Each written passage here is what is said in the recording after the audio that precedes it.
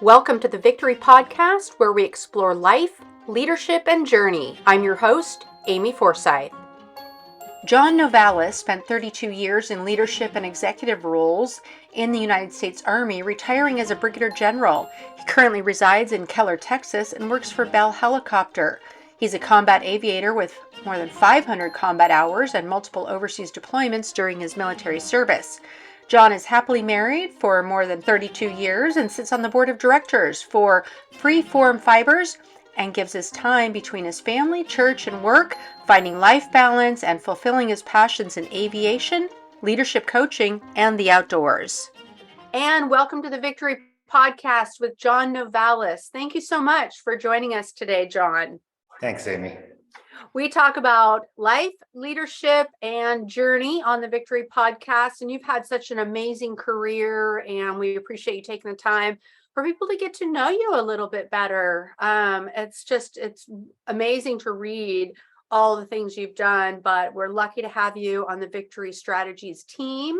And we're going to talk a little bit about your career, but give us some insight into, what led you to join the military originally. Well, I grew up in rural Williamsport, Pennsylvania, the oldest of four boys. And it was just a kind of a always active family household that we lived in, whether it was camping or fishing or hiking and biking, and just a real, rich, generous family that I grew up in. And when I graduated from high school, I went to Penn State because it was right down the road. And I wanted to be a civil engineering. And after a year there, I just realized it just wasn't me. Sitting in a cubicle probably wasn't going to be good for me, though it's great for other people. That's fine. But for me personally, it wasn't. And I transferred to the United States Military Academy, and I graduated from there in 1987. And even though I was going to the academy, I don't think I ever really understood what I was joining, the military. I guess I kind of understood that you would be fighting for your country and leading people, but that never really kind of crossed my mind. I don't think so at that point. Graduated, went to Army Aviation at Fort Rucker, and I learned to be a helicopter pilot and an Apache pilot. But that's what I did for my career. And I guess probably at the 5-year mark is kind of a good, a break point where almost all officers, regardless of your branch, you kind of start wondering, is this going to be my career or am I going to do something different? And for me, I loved serving with soldiers and leading them. I found I was pretty dang good at it.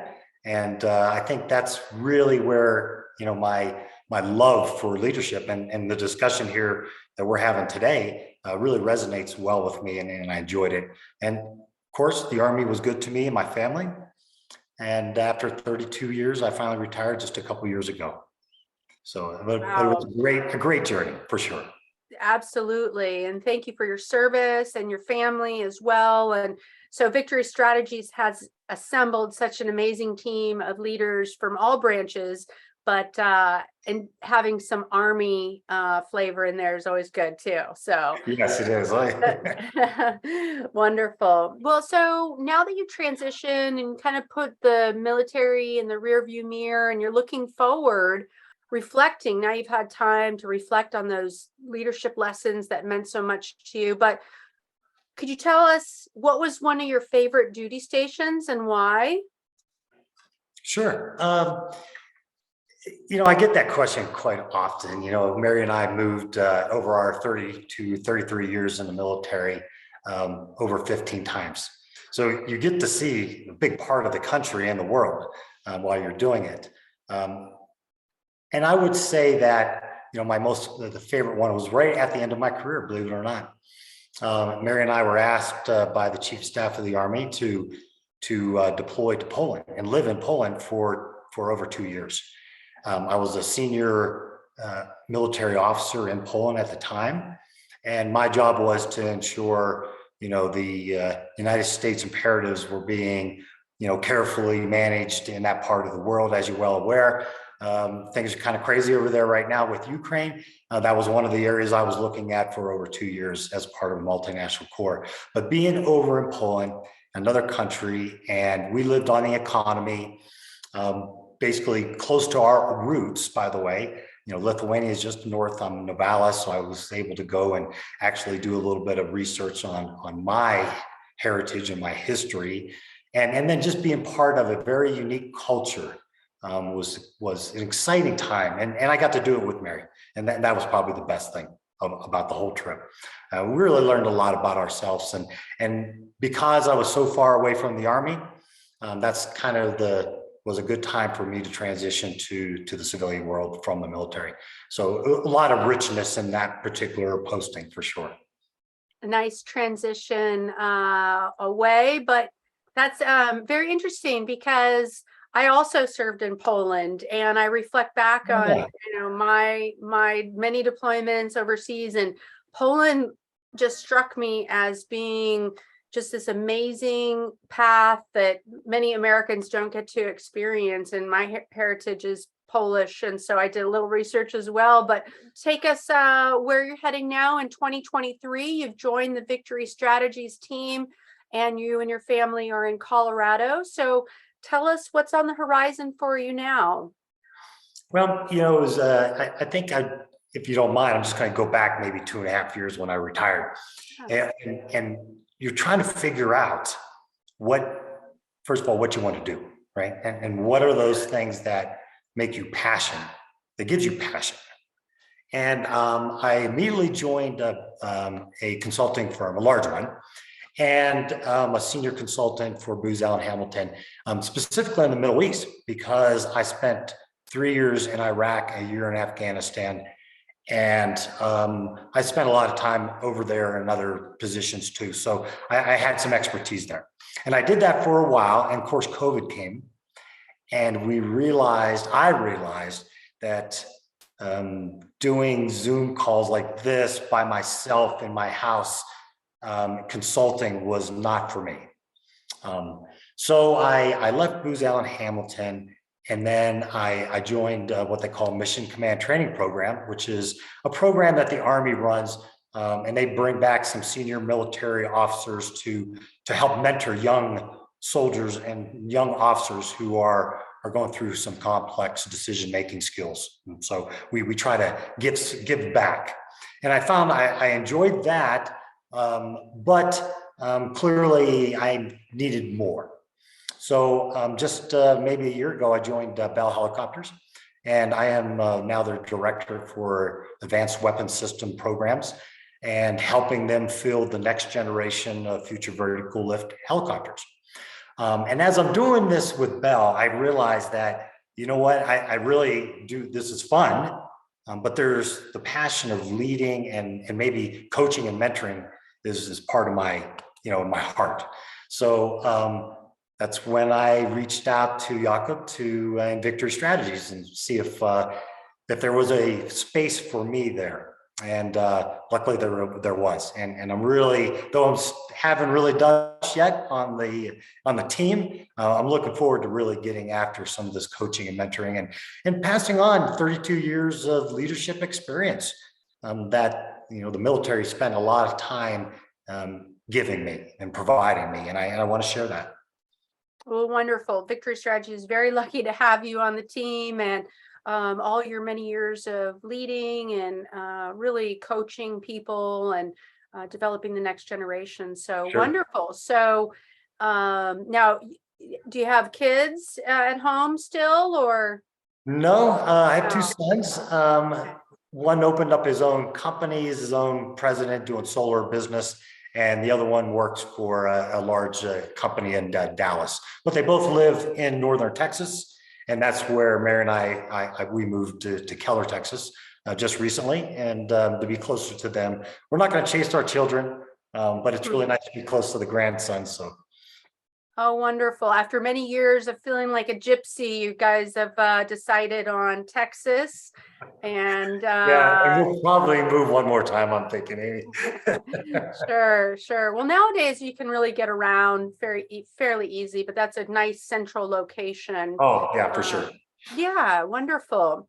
Well, now through your years of military and transitioning into consulting and within the defense space, what was what are some of those leadership nuggets that you can share? Like, what are those team building? What are the ingredients that make a good team? You've probably been on a lot of great teams and maybe not so great, but what would you say were the ingredients, the secret sauce, really, to building strong teams?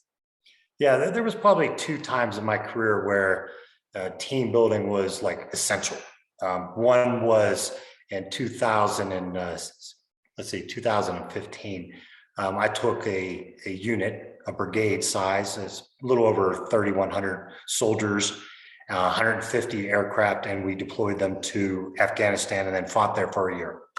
And being the commander of there, obviously there's this unique team building that you got to do in order to make sure that that team is properly prepared. Um, some of that secret sauce really is doing things together that are hard. I think sometimes companies will take the opportunity to take their leadership to like an obstacle course, right? And we call that a team building event. And the reason it's a team building event is because you're going through a shared experience, whether it's good or whether it's bad. It doesn't really matter. But by sharing experiences with each other and doing it with a level of reality, really builds that team and makes them cohesive. And then repeating that over and over again. Some things like at Bell Helicopters, you may not have that opportunity when you're in a real organization, but there are opportunities when you bring the team together, you work through problem sets, you don't do it by yourself, you bring in diversity, you allow people to share their thoughts and you listen and you have empathy. Those things help build that team to be sometimes, remarkable. And through the years, you've learned some of those hard leadership lessons, especially during combat operations. But what would you tell yourself now after you've kind of come through at the other end? What would you tell yourself, your 25-year-old self? What advice would you give that person who's 25 now, looking to position themselves and break out and really just kind of excel their leadership? What would you like to have told yourself at 25? It's exactly what I tell young officers and young uh, individuals and at Bell Helicopters in our company, right? It's the same thing. It's first things first. Be competent in your job. Know it, and if you don't, then get on a campaign of learning and figure it out. Be absolutely competent in what you're doing. Be a person of character at all times. Don't ever let it slip, and have some humility. And so, looking back, probably wasn't very humble. Came out of West Point, thought I was the knees bees, whatever that word knees is, but I just thought I was everything, And I think if I would have had a little bit more humility at the beginning of my career, I would have been able to build some better long-term relationships with some of the people that I work with. And that's kind of maybe a professional regret a little bit. I didn't network well at the beginning of my career, and I wish I would have done that. And then lastly, I guess I tell young officers is you got to find some balance. And balance is probably the wrong word because that kind of gives the connotation that things are like this. And really, maybe we're talking about is equilibrium, right? An equilibrium that makes you happy and fulfilled between your work, your professional life, your family, those things that make you feel good, like skiing or fly fishing or hunting or whatever it may be. You have to figure that out. And then your spirituality, how do you blend those components that are important to you in your life so that you can become balanced? And some officers look at me, some young folks look at me, my sons looked at me like, well, why does that make you a better leader? And I say, well, because what balance does is it allows you to come to work with energy and passion every single day. And you then can carry that passion and energy to your subordinates, and they can sense this from you. You know, when you have a boss who comes to work who's going through some kind of very difficult life change, they're unhappy, they don't give you all their time, they don't listen well, they don't have the right energy, they're grumpy. I mean, who wants to work for somebody like that? So I think if, you ask that question, and then I'll go just back, be confident in your job, be humble, be a person of character, and then figure out that equilibrium in your life so that you can come to work every single day and give that energy to your subordinates. Yeah, those are all great tips for successful life balance. For the times where you were in a stressful or difficult situation, and I tell people I made 1,000 mistakes. You don't need to make mine. Make your own, but you don't need to make mine. And then what are Great some of advice. those? Yeah, what are some of those mistakes that you think you've made that you learned from that you could tell people to kind of avoid this or that, those pitfalls that could be very helpful for someone? Yeah, I think it kind of starts, you got to know who you are first. So, ENTJ, that's what I am, my careers. And there's a lot of good things about that, but there's also a lot of hidden bad problem sets that you can easily get into. One of mine was I'm a horrible listener. I like to make a decision as soon as I see the problem set. I'm one of those that I think if I can violently make the decision and it's only 90%, then I'll figure out the last 10% while we're execution. Um, but sometimes that's not overly the best way, because some of the times the people that are surrounding you have better ideas and they know better. So because I know who I am, and sometimes I struggled at the beginning, those other pieces of the ENTJ that you don't want to be a part of, the shortness of listening and the quick decision making, those kind of things. But after a while, because I knew who I was able to look in the mirror and say, okay, let's take some effort to fix these things. And when you get into a meeting, don't just say, go to slide 12 and make the decision and let everybody go. No, somebody spent a lot of time doing that brief for you. So have the courtesy to listen and listen to the richness. And then at the end of the day, if your decision is still what you would have walked into, that's fine. But your team at least knows that you're listening and you want positive feedback into decision making within your organization. Oh, that's great. A lot of people jump to conclusions. Leaders just have so much on their plate. They just want to get to the heart of the matter. Yes, absolutely. Yeah. So now we're looking at a new year, clean slate, 2023. What's on the horizon for you that you're shaping and you're positioning that you really want to dive into? Is it something new, something Yeah. different? Well, the Victory Strategies has actually caused me to do some reflection. I've kept diaries all through my career, multiple books, some leather bound, some green, some black, it doesn't really matter, but I was very good about doing it over my career. And Victory Strategies has kind of got me energized to actually look back through there and look at some of my thoughts on leadership over, a 32-year career. And so I'm going to challenge myself to write an article on leadership, one a month for the next year. And I've chosen the overall topic to be something like this, and I haven't quite figured it out, but the 11 critical traits for executive leadership, right? And I think maybe I will, put something together that kind of creatively, suggests that not that there's a recipe, but that here's 11 things that I think, and of course I matched it up with the 11 months that I'll probably have to write each article on those traits.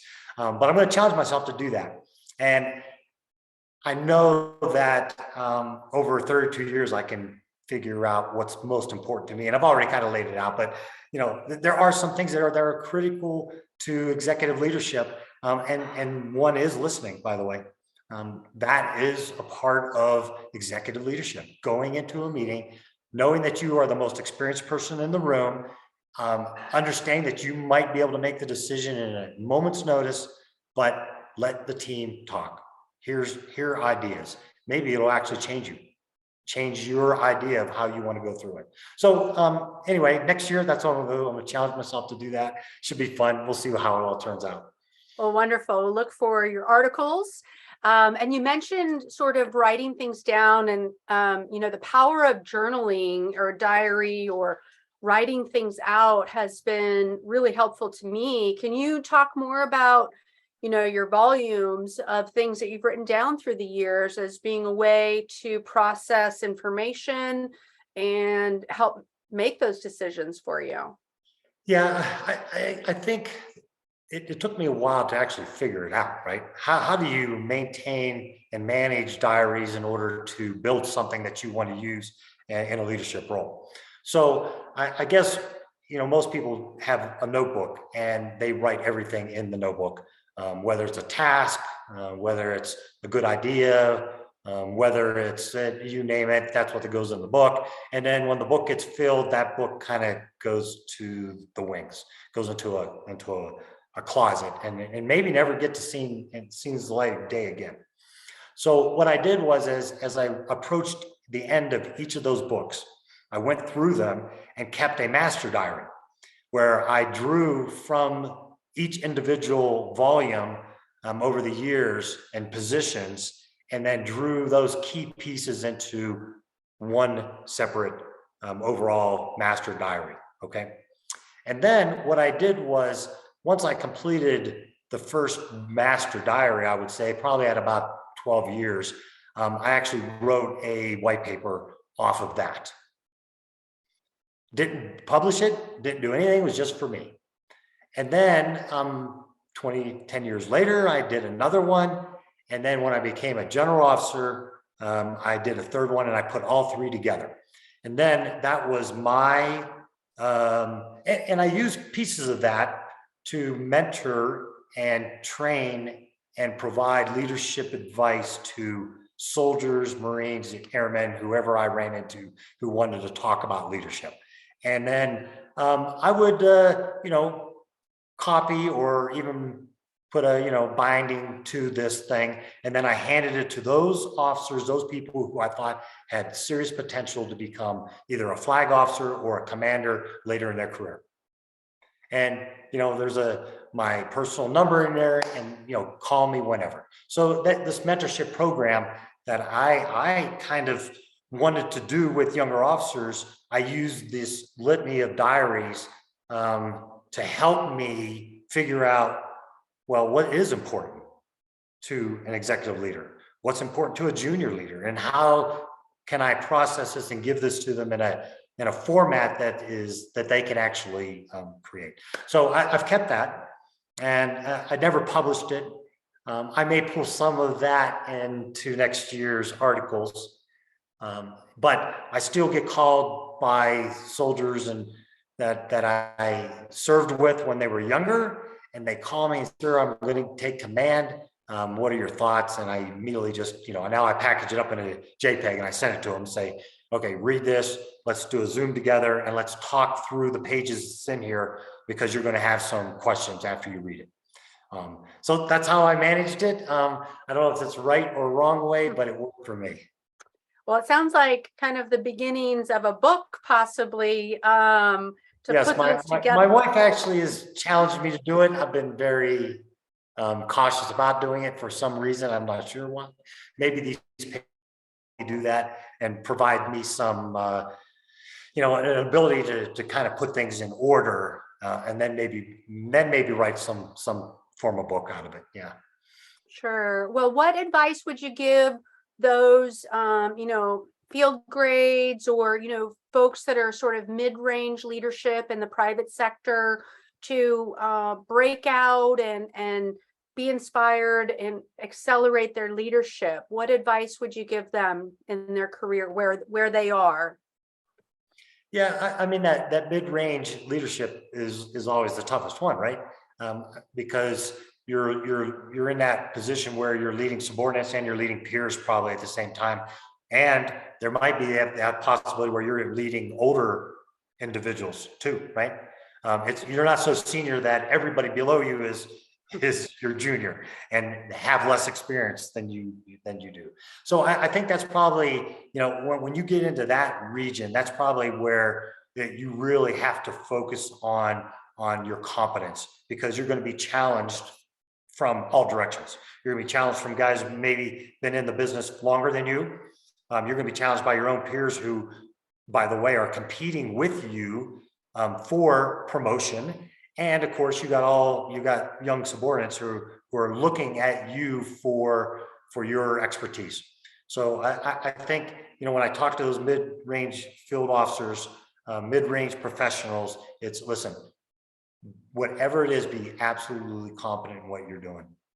And if you're not, then don't feel like you can't go and grab a book. Or for me, I came into an organization after 32 years in the military, and I didn't know a lot, but I was humble enough to ask people to come to my office, or I went to their office and said, explain this to me. And that humility, that campaign of learning, being always at the most competent part of your game, is the key, at least in that portion of your career, I think. Well, for someone like you who's already, reached a certain great level of success in the military and financially secure, but yet still wanted to continue your career with the second life, half life, the Right. latter part of your life where you don't need to. But what keeps you motivated to continue the slog sometimes of a day to day and the challenges that come with a working lifestyle? Yeah, I think I found that I'm an outdoors person by nature, and I'm an extrovert. I need to be surrounded by people. People actually provide me energy. I enjoy talking with folks. Um, I'm not a COVID person. I mean, I can't stay at the house. And I always challenge the young guys, young kids want to work from home. They really do. I mean, it's changed what we do in the business world. But the questions I can ask them is, how do you lead then? How do your leaders see you in that role? How do we as leaders, figure that out also? So I mean, these new challenges that are coming up on a daily basis energizes me. I really enjoy it. And yes, maybe when I go to work and some people are really worried about, financials and all that. And frankly, I don't. But that's not why I'm going to work. And I tell people that. I tell my bosses that. And, I'm coming to work to help build this company to be the best that it can possibly be. And in that frame, maybe I'll be able to pass on some of my experiences to some of the folks here at the company. It makes me feel good. I'm passionate about it. It's fulfilling. Yeah, it does reframe when you don't have to, but you want to. So it's a different Absolutely. dynamic. So, Great. and sharing that leadership with the next generation, whether it be veterans in your organization or those that never served, there's something to Absolutely. pull from that as well. I'd like to end our podcast here today with just 3 things that make a successful life. What have you found are the most 3 important tips to be successful? I would say that you should strive to be mentally, physically, and spiritually strong. Mentally, campaign of learning, read some books, write some stuff down, pick up a uke and learn to play it, which I did, which totally changed me. But so be mentally strong, right? And then physically, we all know that the frailty of life. I lost my brother when he was 57, lost my parents before they were 65. The frailty of life is there. You have to be healthy. You have to choose wisely, do things in moderation, and live a life of health, so that you can be the best version of yourself. And then I believe in you have to have some spiritual strength. You have to have faith in something. Maybe because of the 4 years in combat that I spent, I realized I looked up to, my God on a daily basis, and I had faith that He was watching over me and providing me protection. And I know that made me and has made me a better person. So mental, physical, and spiritual strength. We are so grateful to have you on the Victory Strategies team. There's so many great things to look forward to in 2023. Absolutely. And it's wonderful to chat with you today about life, leadership, and journey. So, John, thank you so much for joining us today, and we'll see you soon. All right. Thanks, Amy. I appreciate it. Thank you. You can find other episodes of the Victory Podcast on social media by connecting with us on Instagram, LinkedIn, and YouTube.